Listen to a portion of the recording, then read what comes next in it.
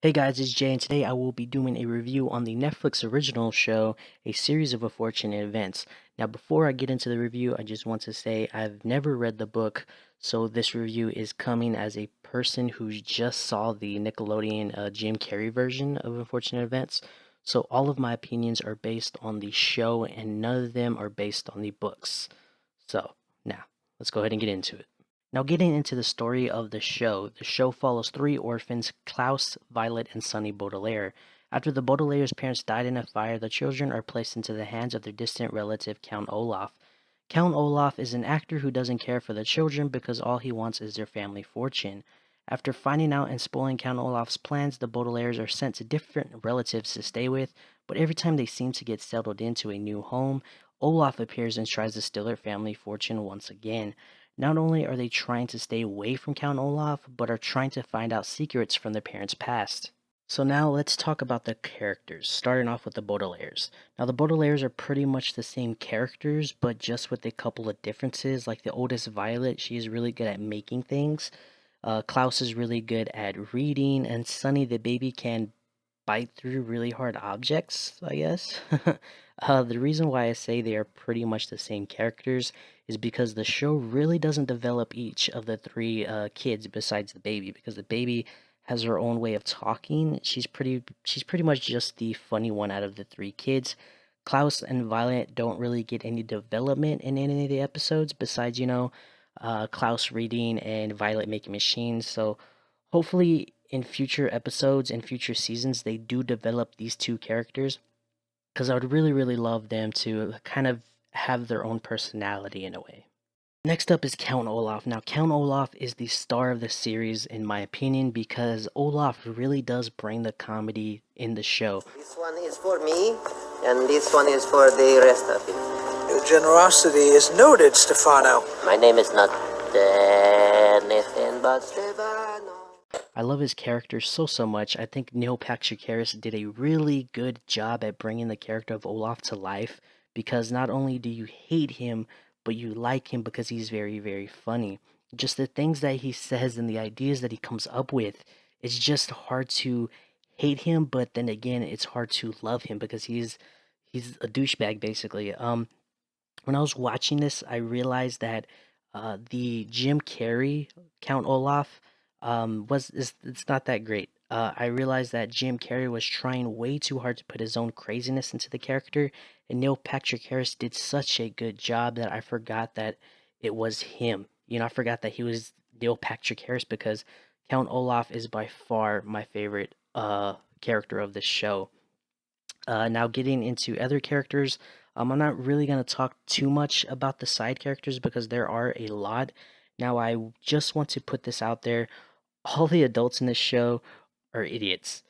Like, they do not listen to the kids.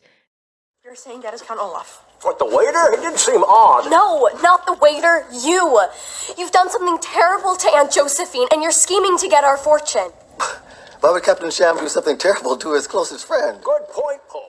They are like blindfolded by their own stupidity at the point where it makes me angry, because they do not listen to the kids. Everybody knows that this evil person wants to take their family fortune and will do anything in his power to take their fortune. But they are so freaking dumb that they can't see through these dumb disguises that Olaf has. I love that the kids have to find a way out to, find a way to get the adults to see that it's all Olaf under, the disguises, but at the same time, it's frustrating. One thing that I can say about the side characters is that they all have different personalities. And I do enjoy that because it makes each person, each side character very, very different. So I can't say one good thing about the side characters and the adult characters in the series. So for my opinions on the show, I really did enjoy it. I had a fun time with it. I love the characters mainly because of Count Olaf, just to be honest, but I did enjoy the side characters as well because each of them had their own personality, and I did like that. And they were just, the side characters were just exactly what they are. They are characters. I also do enjoy the story because it is a very mystery type show, because the kids want to find out more about Olaf, and more about what really did happen to their parents. Are they alive? Are they dead? What happened, and they want to know, about their past. So it is a mystery show. But at the same time, the story in each episode does get repetitive. In every episode, the kids, get shipped off to somebody else. Then Olaf shows up, and then they have to take him down. So it does get repetitive.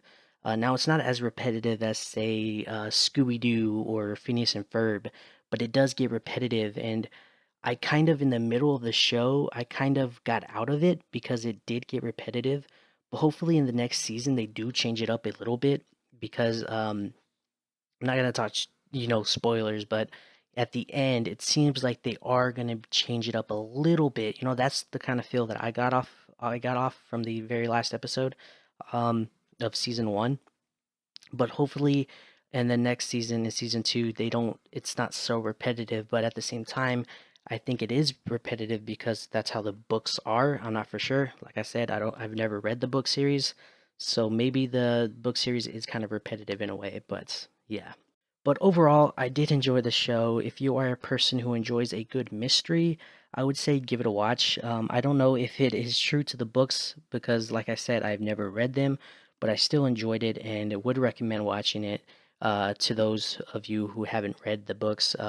Those of you who have read the Fortunate Events books, let me know if this show is true to the stories and to the books. So let me know down in the comments below. So that's it, guys. Hopefully you guys enjoyed this video, and hopefully you guys did enjoy the review. As I said, let me know your thoughts on the show down in the comments below. Let me know if you're interested. Let me know if you watched it. Let me know if you loved it. Let me know if you hate it. Leave all of your opinions down in the comments below, and I will be sure to comment back to you. If not, I will at least like your comment. But yeah, so that's it, guys. Hope you guys enjoyed, and I'll see you guys next time. Remember, keep watching TV. Peace.